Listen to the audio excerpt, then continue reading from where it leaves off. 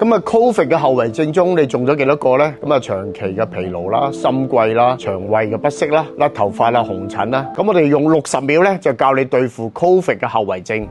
第一咧，就飲足夠嘅水啦，每日咧飲1.5公升到2公升嘅好水，保持我哋嘅水分充足，有助身體嘅正常機能嘅運作，幫助我哋嘅排毒，避免咖啡因同埋酒精過量啦。第二，確保我哋要有足夠嘅睡眠，多啲休息啦，幫助我哋嘅免疫系統到最佳嘅狀態，加快我哋嘅排毒嘅過程。最重要咧就係食一啲豐富嘅蛋白質、維生素、礦物質，例如雞蛋啊、雞肉啊、牛油果啊，幫助我哋身體修復免疫功能。最後自己就要食一啲保健品，係一隻日本嘅牌子嘅supplement，三文魚 DNA 嘅活性，增強我哋免疫系統嘅功能，促進我哋自我治癒嘅修復能力。我 keep 住食，我哋身體明顯咧係比以前咧就係好咗好多，精神好咗好多。想知道食邊隻保健品，留言保健，即刻 send 啲資料俾你。